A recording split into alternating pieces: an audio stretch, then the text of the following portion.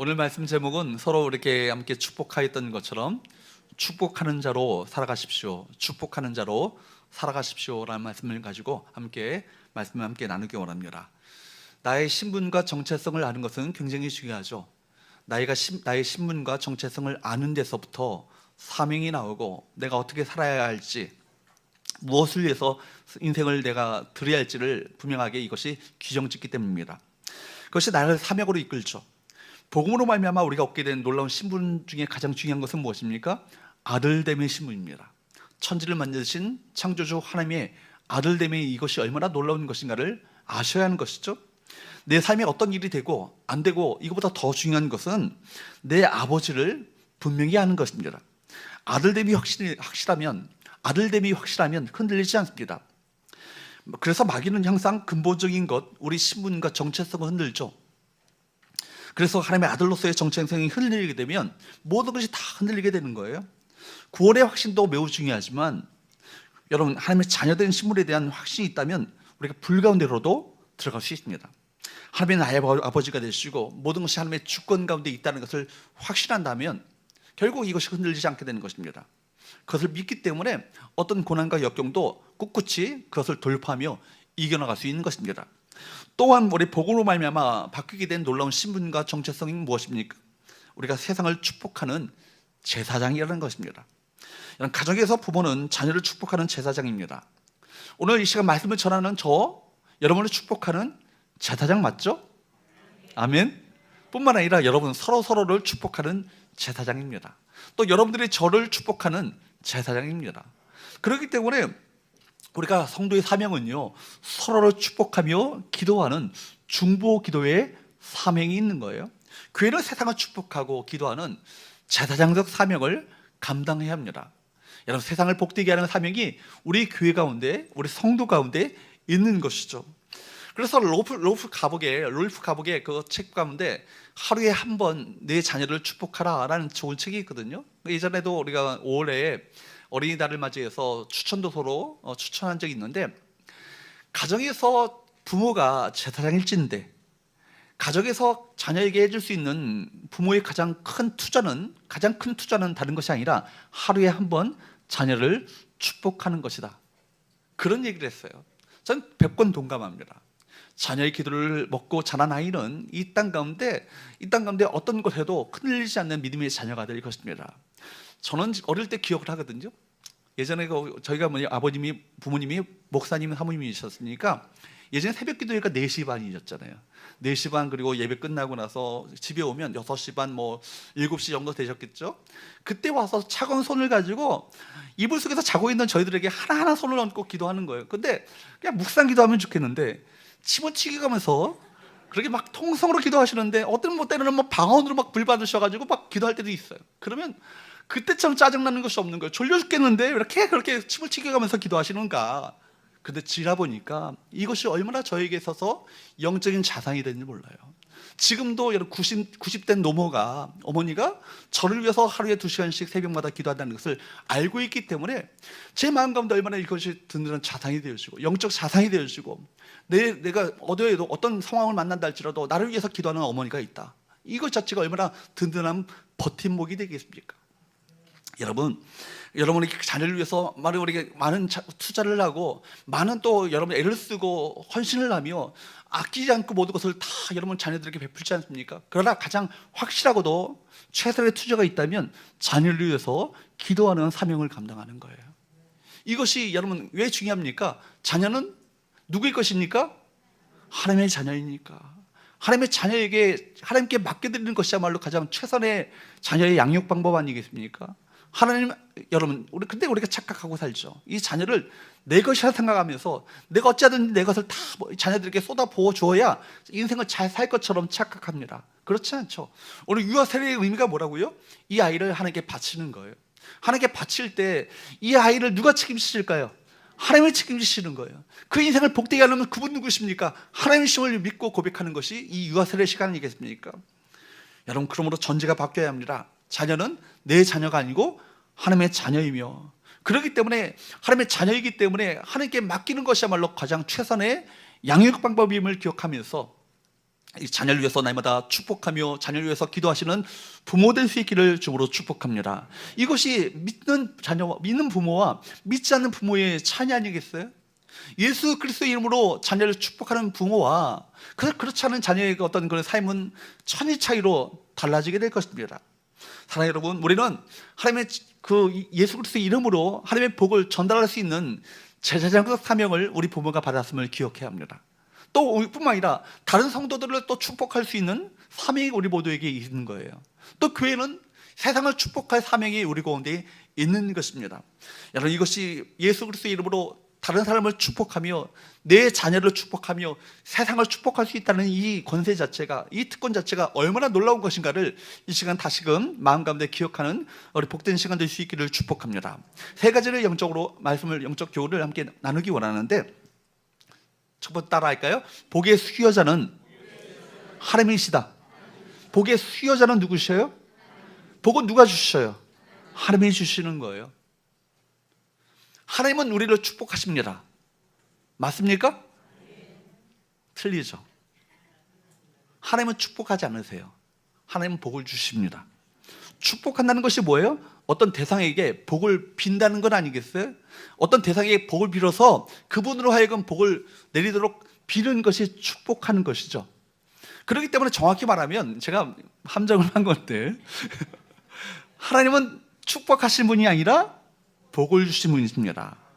예수님은 축복할 수 있죠.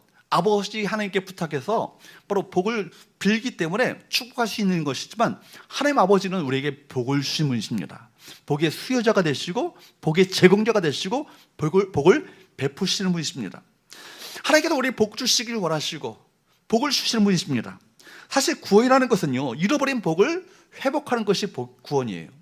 오늘날 우리 삶에 필요한 것이 무엇이겠습니까? 회복해야 될 것이 있다면 무엇이겠습니까? 잃어버린 복을 회복하는 것 아니겠어요? 죄로 인해서 인류는요, 복을 잃어버렸습니다. 하나님이 인간을 만드시고 복을 주시는데 인간이 죄로 말미암아 그 복을 잃어버린 것입니다. 그래서 하나님께서 의도하셨던 원래 상태로 되돌아가는 것, 이것이 뭐예요? 이것이 구원이에요. 하나님께서 천지를 창조하시고 나서 창세기 1장 2장 말씀에 보면 천지를, 세상 만물을 창조하시고 나서 인간들에게 하신 것이 뭐예요? 사람들에게 복을 주셨다고 말합니다. 그런데 3장 말씀에 보면 어떻게 합니까? 인간이 죄로 말미암아 타락하게 되죠. 그래서 하나님께서 베푸셨던 복을 잃어버리고 마는 거예요. 그리고 3장, 4장, 5장, 6장, 7장, 8장 가장 절정, 그 죄의 절정에 어디 이릅니까? 창세기 11장에 이르죠. 11장에 보면 어떤 사건이 나오죠?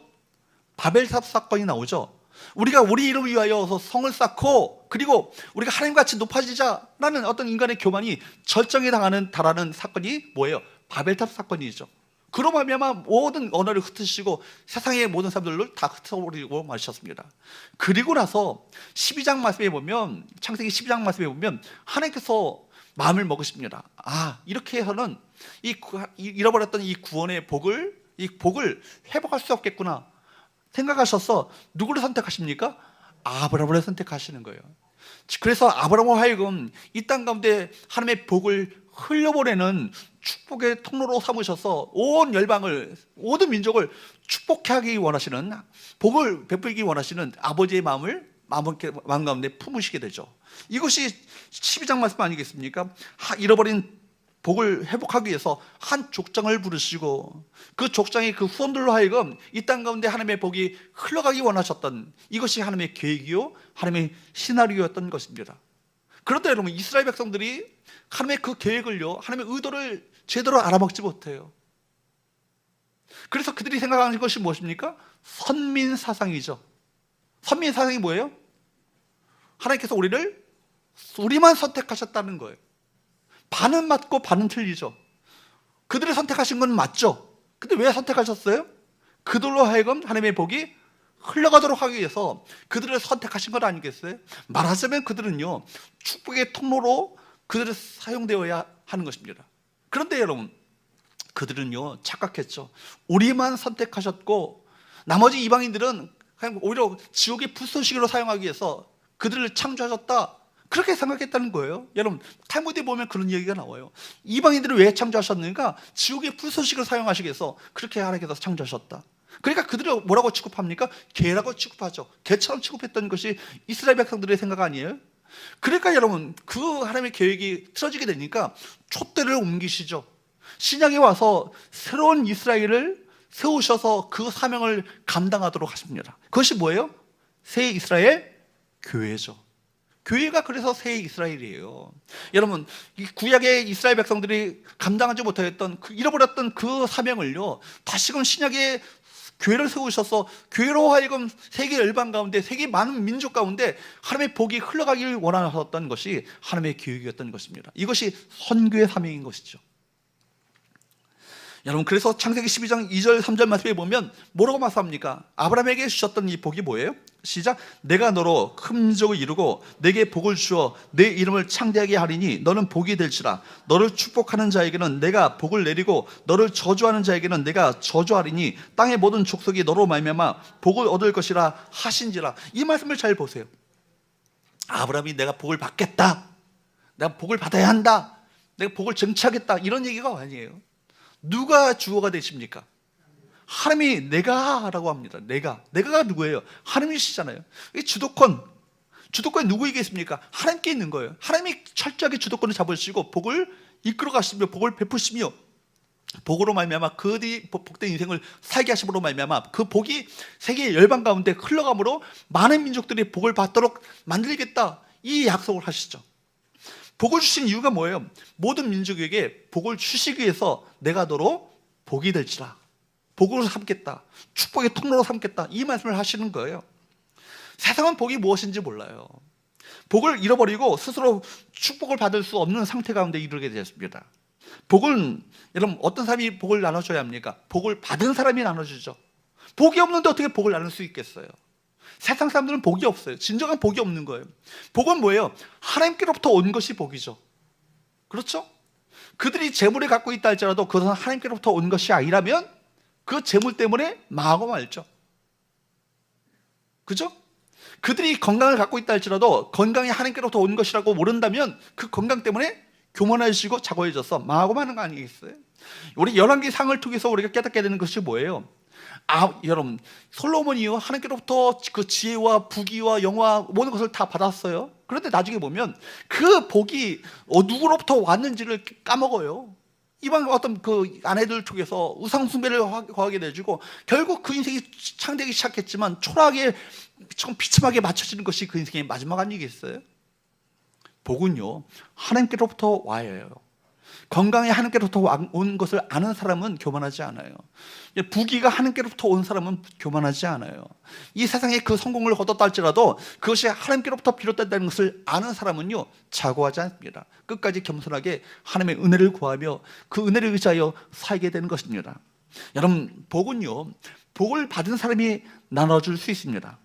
복을 받은 사람이 나누고 유통시켜야 합니다. 이 복을 회복시키기 위해서 하나님께서는요, 그 복을 받은 사람에게 축복하라고, 축복하는 사명을 그에게 부여하신 것이죠. 이를 위해서 그래서 가정을 세우고 교회를 세우신 거예요. 가정 안에서 여러분, 제사장은 누구일까요?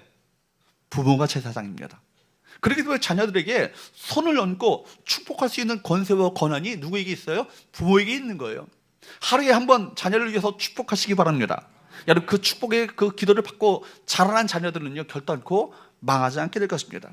부모는 자녀를 축복함으로 자녀를 통해서 복이 흘러가도록 해야 할 것입니다. 또한 하나님은 아브라함을 선택하셔서 이스라엘의 열방을 축복하며 복을 흘려보내는 사명을 감당하도록 하셨는데 이스라엘이 그 사명을 감당하지 못하잖아요. 누구에게 그 촛대가 옮겨졌다고요? 새 이스라엘 교회에게 그 촛대가 옮겨졌다는 것입니다. 그래서 여러분, 오늘 본문 24절에서 26절 말씀은 아론과 그의 아들들, 아론과 그 아들들은 누구를 말합니까? 제사장을 말하는 것이죠. 제사장들에게 축복하도록 명하셨던 내용이 24절부터 26절까지 말씀이에요. 우리의 이 본문의 말씀을 한번 천천히 읽어보도록 할까요? 시작. 여호와는 내게 복을 주시고 너를 지키시기를 원하며 여호와는 그의 얼굴을 내게 비추사 은혜 베푸시기를 원하며 여호와는 그 얼굴을 내게로 향하여 드사 평강 주시기를 원하노라 하지니라 하라. 여기 눈에 띄는 것은요, 매 구절을 시작할 때마다 누가 주어예요? 여호와는. 복의 수여자가 누구시라고요? 여호와는. 복을 베푸시는 분이 누구시라고요? 여호와는. 복의 주도권을 누가 갖고 계시다고요? 여호와는. 이걸 아는 사람은요, 복이 하나님께로부터 비롯된다는 것을 아는 사람은 기도하겠죠. 자녀들에게 이 복이, 자녀들이 열심히 노력하고 수고하고 또 자녀를 위해서 내가 마음껏 투자한다고 이 자녀가 성공하는 것이 아니라, 이 복은 철저하게 하나님께로부터 온다는 것을 아는 사람은 자녀를 위해서 기도하는 사명을 결코 쉬지 않을 것입니다. 여러분, 여호와는 이 복이 하나님께로부터 온다는 거예요. 하나님이 주도해 가신다는 거예요. 이것이 중요한 개념 아니겠어요? 이 사실을 확실하게 믿고 사는 것과 아는 것은요, 아닌 것은 철저하게 하늘과 땅의 차이처럼 큰 것입니다. 여러분, 우리 복에 대한 분명한 태도가 분명해야 할 것입니다. 인간에게서 나올 복은요, 하나도 없어요. 복의 근천, 복의 근원, 복의 기초는 누구에게 있습니까? 하나님께 있습니다. 복은 하나님께 있는 것이고, 하나님이 복의 하나님이세요. 하나님과 복은요, 때려야 뗄 수 없습니다. 하나님께부터 비롯된 것이 복인 거예요. 복의 유일한 수여자 누구시라고요? 하나님이시라고요. 그렇기 때문에 하나님의 주신 복만이 영원한 것이고, 하나님의 주신 복만이 우리 인생을 저 안전으로 참으로 인도해 가는 것입니다. 여러분, 그 복을 하나님은 주길 원하세요. 여러분, 그런데 하나님은요, 그 축복을 전달할 자를 세우길 원하시죠. 그래서 23절 말씀에 보면 아론과 그 아들들에게라고 했는데, 그들은 누구라고요? 제사장들이에요. 여러분, 하나님은 당신의 복을 당신의 종인 제사장들을 통해서 전달하기 원하셨고, 그렇게 하나님께서는 제사장을 축복의 전달자로 삼으셔서 그 축복을 흘려버리기를 원하셨다는 거예요. 구약의 제사장이 왜 필요합니까? 죄인인 인간이 하나님께 나갈 수 없으니까, 예배할 수 없으니까 우리를 대신하여서 예배하는 자가 누구예요? 제사장이죠. 우리를 대신해서 기도하는 자가 누구예요? 제사장이죠. 그 제사장이 바로 또 축복을 우리가 직접 하나님께로부터 받을 수 없으니까 제사장이라는 통로를 통해서 우리가 축복을 받게 되는 거예요. 이것이 구약의 개념 아니에요? 그래서 여러분, 제사장들은요, 창세기 12장에 아브라함에게 언약하셨던 언약의 내용을 전달할 책임과 사명이 그에게 있는 것입니다. 그런데 여러분, 놀라운 사실은요, 갈라디아서 3장 말씀에 보면 바울이요, 이 사실을요, 창세기 12장이 이 어마어마한 사건을요, 이렇게 주석하고 있습니다. 예수 그리스도 안에서 아브라함의 복이 누구의 것이 되었다고요? 우리의 것이 되었다고요. 할렐루야. 여러분, 감히 상상할 수도 꿈꿀 수도 없었던 이 아브라함의 복이 우리 것이 되어서 우리가 하나님의 축복을 흘려보내는 축복의 통로로 살아갈 수 있게 되었다는 거예요. 여러분, 이것이 엄청난 사건이죠. 심지어 베드로전서의 말씀에 보면 2장 9절 말씀에 보면 뭐라고 말씀합니까? 그러나 너희는 택하신 족속이요, 뭐라고요? 왕 같은 제사장들이요. 그 당시엔 재정 일치 사회 아닙니까? 여러분, 사사기 시대나 사무엘상 이전에 왕을 세우기 전에는요, 제사장이 여러분 왕적인 직무를 감당하는 자들이에요. 그러니까 왕 같은 제사장이라는 것은 왕의 신분으로서 왕 같은 어떤 직무를 감당하는 자들이 누구예요? 제사장들이라는 것입니다. 그러니까 왕이요, 제사장이라는 거예요. 여러분, 지금 무슨 얘기를 하고 있습니까? 우리가 감히 하나님 앞에 나갈 수 없는 자들이었는데 예수 그리스도로 말미암아 하나님과 우리 사이의 죄의 담벼락이 무너짐으로 우리가 기꺼이 하나님께 나가서 예배할 수 있는 제사장적 직분을 갖고 이 시간 예배한다는 건 아니겠어요? 여러분, 이 자리에 나와서 예배할 수 있다는 것은요, 구약 성경의 성도들이 감히 꿈꿀 수 없었던 놀라운 일을 여러분들 하고 계신 거예요. 뿐만 아니라 여러분, 수직적 측면뿐만 아니라 수평적 측면의 그 제사장적 직무가 있죠. 다른 사람을 축복할 수 있는 권세와 권한이 우리에게 주어졌다는 거예요. 서로 인사합시다. 사랑합니다. 축복합니다. 여러분, 뻘로 얘기하시면 안 돼요. 진짜 여러분, 하나님을 대신하여서 여러분들 축복하는 거예요. 다시 한번 시작. 구원받은 우리는요, 영적으로 아브라함의 자손이요, 왕 같은 제사장이라는 놀라운 신분과 권세가 우리 가운데 주어지게 됐다는 거예요. 그렇기 때문에 여러분, 이만큼 권세 있는 자리요, 신분이요, 여러 정체성을 우리가 부여받았다는 사실을 기억하며 세상을 축복하고 성도를 축복하고 자녀들을 축복하며 살아가시는 우리 성도들 될 수 있기를 주로 축복합니다. 두 번째, 그렇다면 어떻게 축복할 것인가? 복은 하나님께로부터 오는 것인데, 그렇다면 하나님께로부터 받은 복을 어떻게 축복하며 살 것인가? 첫 번째, 어떤 복이 있을까요? 보호의 복이 있어요. 보호의 복. 24절 말씀을 한번 보세요. 읽어보도록 할까요? 시작. 여호와는 내게 복을 주시고 너를 지키시기를 원하며. 처음에 축복을 시작하면서 뭐라고 합니까? 여호와는 내게 누가 복을 주시고, 여호와 하나님이 복을 주신다는 사실을 이스라엘 백성들에게 각인시키기 원했던 거예요. 복은 누가 주신다? 내가 쟁취하는 것이 아니에요. 내가 투쟁해서 얻어지는 것이 아니라는 것입니다. 하나님이 복을 주시고 복을 주시길 원하신다. 이 사실을 믿으시기를 축복합니다. 하나님이 복을 주시고 너를 어떻게 한다고요? 너를 지키시기를 원하신다. 이 지킨다는 말 자체가요, 히브리어로 샤마르란 말이에요. 샤마르란 말은 울타리를 친다는 것입니다. 울타리를 치는 거예요. 악한 원수가 넘보지 못하도록, 침입하지 못하도록 울타리를 치고 보호한다는 거 아니겠습니까? 지킨다는 것입니다. 성령의 울타리로 우리를 지키시고 보호하시는 은혜를 오늘도 베풀어 주십니다. 하나님의 복은요, 우리를 지키시고 보호하시는 것입니다. 하나님은 온갖 악한 세력으로부터 하나님의 자녀들을 지키시고 보호하기를 원하세요. 여러분, 그렇기 때문에 이 보호의 축복이야말로 정말 가나안 땅을 향해서 걸어가는 광야 생활을 하고 있는 이스라엘 백성들에게 정말 필요한 복 아니겠어요? 광야가 어떤 곳이에요? 아무것도 없는 곳 아닙니까? 정말 살인과 같은 더위가 있고요, 살인과 같은 추위가 있는 곳이 광야입니다. 심지어 광야는요, 전갈 같은, 뱀 같은 야수들이 있는 곳이 광야입니다. 내 스스로 나의 어떤 생명을 지킬 수 없는 곳이 광야 아니겠어요? 그때 누구의 보호하심을 입어야겠습니까? 하나님의 보호하심을 입어야 하는 것이죠. 여러분, 이스라엘 자손만이 아니라 오늘 우리 역시 하나님은 그렇게 지키시고 보호하고 계십니다. 우리가 살고 있는 이 곳 자체가 광야요, 사실은 사탄의 어떤 치열한 공격이 있는 영적 전쟁의 전쟁터 아니겠어요? 사방 도처가요, 사건, 사고, 폭력, 묻지마 폭행, 살인 예고가 난무하는 곳입니다. 아이들, 여러분, 인터넷 사이트에서는요, 음란과 자살과 마약이라는 이런 심각한 유혹들이 도사리고 있는 것이 바로 이 인터넷 사이트, 자녀들이 살고 있는 이 시대예요. 그런 자녀들이 그런 세상 가운데 살고 있습니다. 뿐만 아니라 저 사탄마귀는 우는 사자처럼 두루다니며 삼킬 자를 찾고 있다. 이 시대 가운데 여러분, 우리 자녀들에게 하나님의 보호하심이 없으면, 보호하심이 걷어진다면 어떻게 되겠어요? 사랑하는 여러분, 하나님의 보호하심을 위해서 기도해야 될 줄 믿습니다. 하나님께서 복을 주시사 내 자녀들을 지켜주옵소서. 천군 천사를 동원하여 주셔서 그 자녀들의 앞길을 보호하여 주시옵소서. 하나님의 지키심의 은혜, 보호하심의 은혜가 우리 자녀들에게, 우리 성도들에게 있어야 될 줄로 믿습니다. 그렇기 때문에 주님께서도 마지막 여러분, 십자가를 지시기 직전에 겟세마네 동산에서 마지막 대제사장적 기도를 드리지 않습니까? 그때 하늘로 승천하기 앞서서, 마지막 이 세상을 떠나기 앞서서 기도하셨던 기도 내용이 뭐예요? 요한복음 17장 11절 말씀에 보면 그 말씀이 나오죠. 17장 11절 말씀을 한번 보십시오. 시작. 나는 세상에 더 있지 아니하오나 그들은 세상에 있어 없고 나는 아버지께로 가옵나니 거룩하신 아버지여, 내게 주신 아버지의 이름으로 그들을 보존하사 우리와 같이 그들도 하나가 되게 하옵소서. 하나님, 저는 이 세상을 이제 떠나게 됩니다.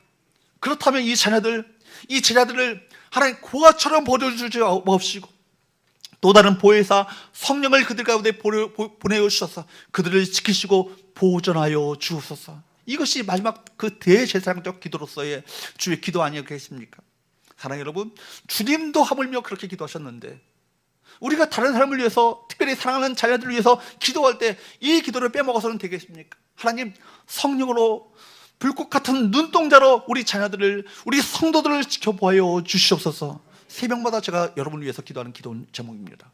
우리 성도들, 성교에 속한 우리 모든 성도들 한 사람 한 사람을 하나님 성령으로 지키시고 보존하여 주옵소서. 두 번째 어떤 복이겠습니까? 은혜의 복이에요. 은혜의 복. 따라할까요? 은혜의 복. 여러분, 25절 말씀을 보십시오. 시작. 여호와는 그 얼굴로 내게 비추사 은혜 베푸시기를 원하며. 여호와는 그 얼굴로 내게 비추사 은혜 베푸시기를 원하며. 얼굴을 뭘 말한다고요? 하나님의 임재, 하나님의 현존, 임재 가운데 나타난 하나님의 영광을 나타냅니다. 이것이 바로 얼굴이죠. 그러니까 여러분, 예배 때 나올 때마다 여러분 어떤 마음으로 나오셔야 합니까? 하나님의 얼굴을 구하며 나와야 해요. 하나님의 얼굴을 구한다는 것은 뭐예요? 하나님의 임재를 갈망하는 마음을 가지고 저 앞에 나온다는 의미입니다. 만약에 하나님께서 그 얼굴을 가리거나 감추신다면 우리 인간에게 있어서 절망과 죽음뿐입니다. 그렇죠? 하나님께서 그 얼굴을 가리신다면 철저한 절망 아니겠어요? 사무엘 시대 때 엘리 제사장의 두 아들이 있었잖아요. 누굽니까? 홈리와 비느하스가요. 얼마나 타락한 제사장이었습니까? 그들이요, 하나님의 언약궤를 메고 가지고 나가면 그 전쟁에서 승리할 줄 알았어요. 그런데 홈리와 비느하스는요, 처절하게 전사하고 맙니다. 그리고 언약궤를 비참하게 블레셋 군대에게 빼앗기고 마는 거예요. 그 소식을 들은 엘리 제사장은요, 목이 부러져 죽었어요. 그리고 자부가 아이를 출산하는데 이름을 뭐라고 졌냐면 이가봇이라고 졌어요. 지난주 주일 오후 예배 때 제가 카보드란 말을 말씀드렸죠. 카보드가 뭐예요? 영광이죠. 다 이렇게 까먹으셔야 제가 설교를 또 합니다. 카보드가 영광이에요. 가장 무거운 것, 가장 중대한 것, 이것이 카보드 아니겠습니까? 여러분, 카보드가 영광인데 이라는 것은 없다라는 거예요. 떠났다는 거예요. 카보드가 떠났다. 이 카보드, 이 뭐예요? 하나님의 영광이 떠났다는 거예요. 이거 절망 아니겠어요? 그만큼 절망이라는 거예요. 그런데 반면에 여러분, 하나님께서 그 얼굴을 비추신다. 그것은 하나님의 인자심으로 말미암아 여러분 가운데 생명과 구원과 하나님의 영광이 찬란하게 비춰질 것을 의미합니다. 그럼 되는 거 아니에요? 하나님께서 우리 가운데 임재하시고 그 하나님의 영광을 우리 가운데 나타내 보신다면 이 세상에 그 어떤 것이 부럽겠어요? 그 어떤 것이 두렵겠습니까? 하나님께서 우리 가운데 임재하셔서 함께 하신다면 우리에게 뭘 베푸셔요? 은혜를 베푸시는 거예요. 은혜의 핵심은요, 두 가지가 있어요. 하나는 용서와 사랑이에요. 하나는 조건 없는 용서고요, 하나는 제한 없는 사랑입니다. 이것이 은혜의 핵심이에요. 조건 없는 용서, 제한 없는 사랑. 누가 이 은혜를 받았어요? 저와 여러분들이 이 은혜를 받은 것 아니겠습니까? 인간의 본질은요, 실수요, 하나님의 본질은요, 용서입니다. 우리 연약합니다. 넘어지고 실수합니다. 우리 끊임없이, 김희통 목사도요, 끊임없이 넘어지고 실수하죠. 허물 많은 사람 아니겠습니까? 끊임없이 저 자신을 바라보면서 이렇게 참 연약하고 넘어지고 실패하는 인간이라는 것을 처절하게 느낍니다. 그런데 그 실수를 누가 용서해 주시는 거예요? 하나님이 용서해 주셔야 합니다. 용서해 주시죠. 매번 실수하고 매번 실패하는데 끊임없이 용서해 주시는 그 은혜와 사랑이 있기 때문에 내가 주 앞에 나갈 수 있는 건 아니겠어요? 여러분, 우리가 율법대로, 원칙대로 우리를 처단하고 심판하셨다면 여기 남아있는 사람이 있을까요? 한 명도 없을 거예요. 그렇기 때문에 우리에게는 무엇이 필요합니까? 은혜가 필요한 거예요. 여러분, 그 실수는 용서되어야 합니다. 그 실수는 감춰지고 기회가 주어져야 합니다. 조건 없이, 값 없이, 무제한적으로 그 기회가 주어져야 하는 것이죠. 여러분에게 이 하나님의 은혜가 있어야 되는 것 아니겠어요? 여러분, 그렇기 때문에 하나님께서 은혜의 복을 주시기 때문에 죄가 있는 사람은 죄사함을 받게 되고 슬픔이 있는 사람은 기쁨으로 띠띠우게 되어지고 절망 가운데 낙심 가운데 있는 이들이 바로 소망을 얻게 되어지는 이유가 뭐예요? 이 은혜가 우리 가운데 주어졌기 때문이죠. 그러므로 교회는요, 율법적으로 심판하는 공동체가 아니에요. 교회는 은혜의 공동체입니다. 은혜로 덮어주고 용납하며 관용하며 용서해주는 공동체가 교회예요. 법대로 하면요, 다 이 자리에 앉아있는 사람이 한 명도 없다라는 거예요. 은혜이기 때문에 우리가 함께 용서를 받았을 거고, 내가 용서함을 받았다면 또 다른 이들에게도 관용하며 용서하며 품어지며 용서를 베풀 수 있는 은혜가 우리 가운데 흘러넘쳐야 되지 않겠습니까? 그렇죠? 1만 달란트 빚진 자였잖아요. 근데 왜 100달러를 빚진 사람을 멱살 잡고 왜 늘어집니까? 그렇죠? 우리 그럴 자격이 없다는 거예요.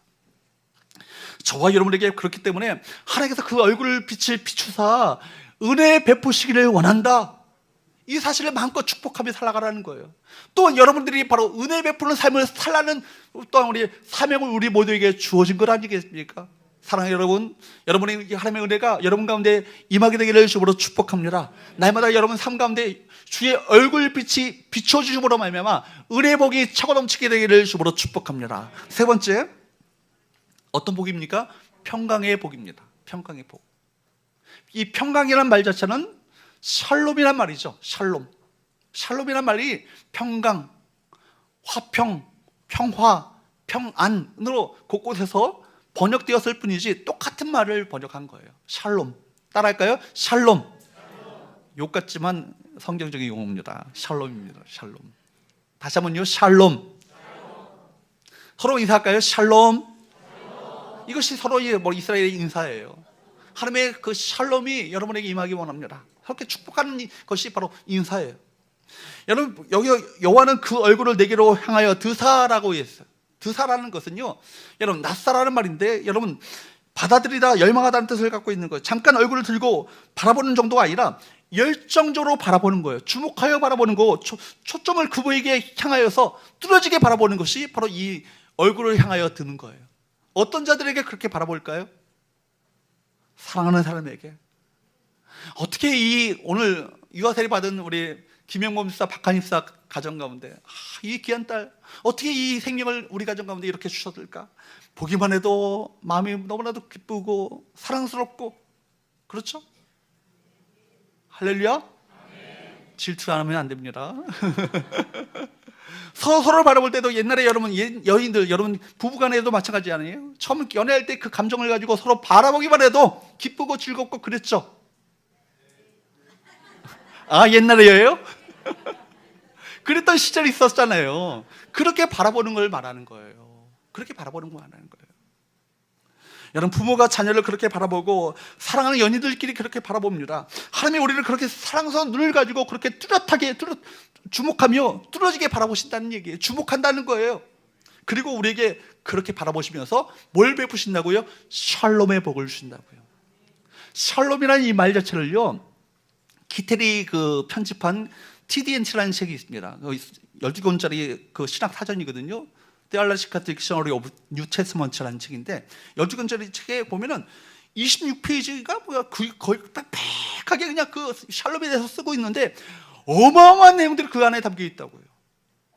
여러분, 단순히 마음의 평안과 공동체의 화평 정도가 아니라 부귀와 안녕과 건강과 복지까지도 다 이 샬롬 안에 포함되어 있는 개념인 거예요. 그러니까 나중에 결론적으로 보면 하나님 나라의 그 통치가 그 샬롬의 원천이라는 얘기입니다.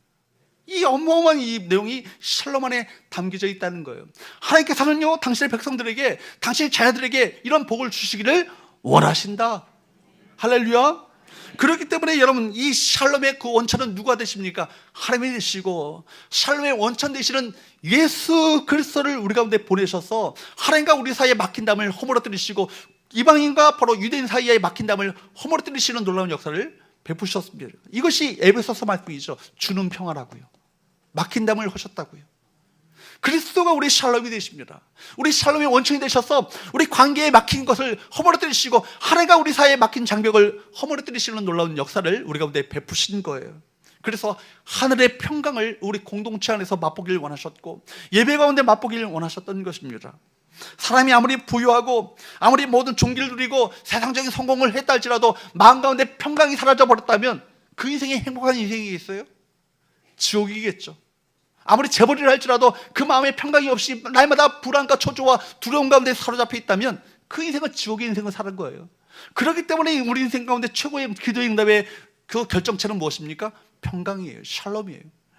빌립보서 4장 6절 7절 말씀을 보면 바울은 그렇기 때문에 우리 기도의 응답의 가장 최절정, 정상이 무엇인가를 우리에게 말씀하고 있습니다. 시작. 아무것도 염려하지 말고 다만 모든 일에 기도와 간구로 너희 구할 것을 감사함으로 하나님께 아뢰라. 그리하면 모든 지각에 뛰어난 무엇이요?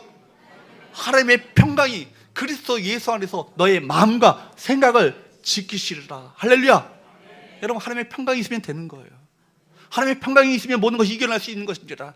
평강이 있으면 모든 것 가운데 승리할 수 있는 것입니다. 사랑하는 여러분, 이 평강의 은혜가 우리 모든 공동체 가운데, 우리 가정 가운데, 우리 교회 가운데 차고 넘치게 되기를 주로 축복합니다.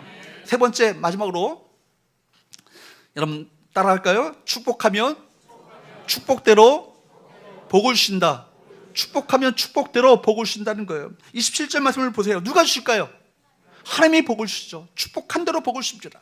시작. 그들은 이같이 내 이름으로 이스라엘 자손에게 축복하지니. 누가요? 누가요? 내가가 누구예요? 하나님이 그들에게 복을 주리라.